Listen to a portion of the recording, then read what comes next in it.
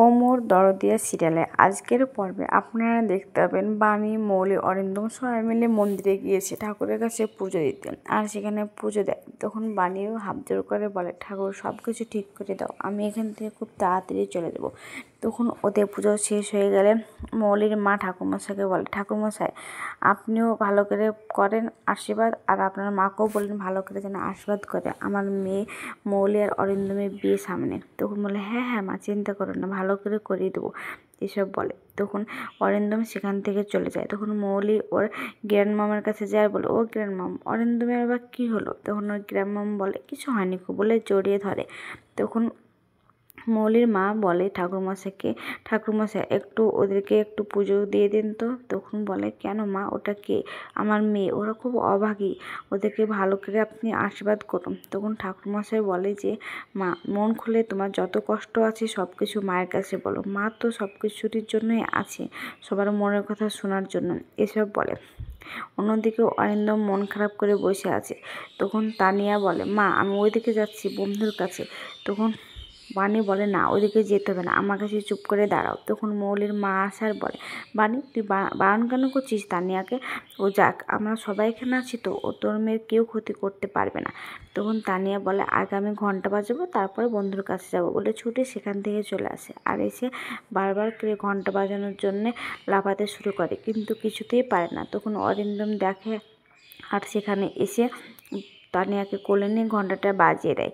আর তখন অন্যদিক থেকে তো বাণী দাঁড়িয়ে দাঁড়িয়ে দেখছে আর বলছে, এই মেয়েটা খুব নেউটে হয়েছে, আমি এটা খুব তাড়াতাড়ি বন্ধ করতেই হবে, এসব বলে। অন্যদিকে মৌলির সামনে গিয়ে বলছে, ঠাকুরমশাই কোথায় গেল? আমাকে তো একটু সেদিনকে পূর্ণিমা রাত্রে উপোসের জন্য একটু কথা বলতে হবে। তখন ওর শাশুড়িমা বলে, ওই দেখো ওইদিকে আছে। তখন বাণীকে বলে, তো বাণী দাঁড়িয়ে আছে, বাণী ডাকতো ঠাকুরমশাইকে। তখন বাণী ঠাকুরমশাইকে ডাকতে গেলে দেখে যে লোকটা মৌলির মাকে মেরেছিল সে লোকটা ওখানে দাঁড়িয়ে আছে। তখন বাণী সেখান থেকে ছুটে আসে, আর আসে দেখে যে ওর মেয়েকে মৌলির মা খাওয়াচ্ছে প্রসাদ, আর বলছে প্রসাদের জিনিস মাটিতে ফেলতে না, পায়েও ছোঁয়াতে নেই, সাবধানে খেতে হয়। তখন বাণী ওর মাকে বলে, মা জানো, তখন মৌলির মা বলে, কী হয়েছে তুই এভাবে হাঁপাচ্ছিস? তো জানো মা, সেদিন মন্দিরের বাইরে ওই লোকটা, যে লোকটা তোমাকে মারতে চেয়েছিল, সে লোকটা ওখানে ওই বিট্টু বলে ছেলেটার সঙ্গে কথা বলছে, আমি দেখেছিলাম। তখন অরিন্দম বলে, কোথায়, কই দেখি তো, বলে সেখানে ছুটে যায়। আর গিয়ে দেখে বিট্টু ওখানে চুপচাপ দাঁড়িয়ে আছে। তখন বিট্টু মনে মনে ভাবে, না না, আমাকে এমন হাবভাব করতে হবে যাতে আমি নর্মালি আছি। তখন পকেট থেকে ফোন করে ফোনটা কানে ধরে। তখন অরিন্দম সেখানে যায় আর বলে, বল সেই লোকটা কোথায়? তখন বিট্টু বলে, কোন লোকটা? কোনো লোক তো নেই এখানকার, মিথ্যা কথা বলছিস আবার। তখন বাণী গিয়ে বলে, কেন, তুমি একটু আগে একটা লোকের সঙ্গে দাঁড়িয়ে কথা বলছে না, যে লোকটা মাকে সেদিন মন্দিরে মারতে গিয়েছিল? তখন বলে, ও হ্যাঁ কথা বলছিলাম তো। তখন অরিন্দম বলে, যে কথা বলছিলে তাহলে কেন মিথ্যা কথা বললে, যে কথা বলিনি? তখন বলে, ওই তো ওইদিকে চলে গেল, আমি কথা বলছিলাম। তখন বলে, কি কথা বলছিলি বল বারবার করে। তখন বলে যে, আমি তো কোনো কথা বলিনি, আমাকে শুধু জিজ্ঞেস করছিলো যে হসপিটালটা কোন দিকে, তাই আমি বলে দিলাম যে ওইদিকে। তখন বাণী বলে, এই মন্দিরে দাঁড়িয়ে হসপিটালের কথা জিজ্ঞেস করছিল, ভালো করে বল কিন্তু, বলে অরিন্দম ধরে। তখন অরিন্দমের ঠাম্মি বলে যে, দাঁড়াও আমি দেখছি, বলে বিট্টুকে অন্যদিকে নিয়ে যায়। আর সেখানে যে মাথা নড়ায় বলে, বলবি না খুব, বলে চট মারে।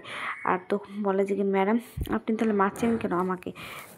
তখন মৌলি বলে, না না, মাকে যে মারতে এসেছিলো তাকে তো ধরতেই হবে, এখানকারই আছে নিশ্চয়। তখন অরিন্দম বলে, যে মারতে এসেছিলো তাহলে তাকে এখান থেকে আমাদেরকে পালাতে হবে, নিশ্চয়ই মাসিমণির প্রতি সে নজর রেখেছে, এসব বলে। আর তখন ওখানে বাণী বলে, হ্যাঁ হয়তো ভেবেছিল মা একা আসবে, কিন্তু এখানে এসে দেখছি আমরা অনেকে আছি, তাই সেখান থেকে পালিয়ে গেছে। তখন অরিন্দম বলে, মাসিমণি এখানে বেশিক্ষণ থাকা যাবে না, চলো।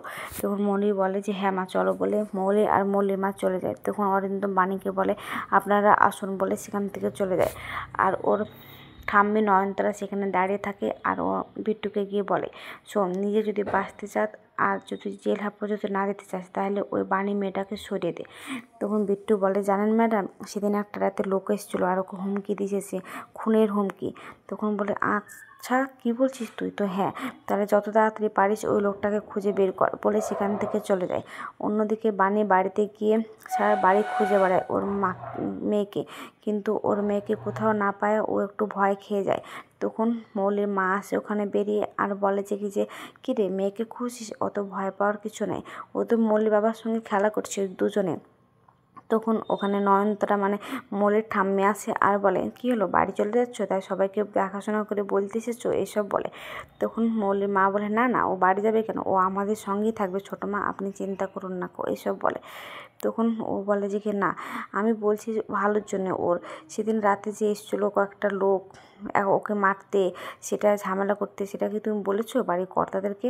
তখন ঠিক ও দাদু বেরিয়ে আসে আর বলে, কে এসেছিলো এই বাড়িতে? তখন বলে যে কি বলোনি তুমি? তখন মৌলির মা বলে, না বাবা, সেরকম কিছু না, যখন লোকটা এসেছিলো আমি ওখানেই দাঁড়িয়েছিলাম, এমন কিছু হয়নি কো। আর যেটা ঝামেলার কথা যদি বলতেই হয় বাবাকে, তাহলে বলুন আজ মন্দিরে যে ঝামেলাটা হয়েছিল। তখন ওর দাদু বলে যে, কী ঝামেলা হয়েছিল বলোনি তো আমাকে?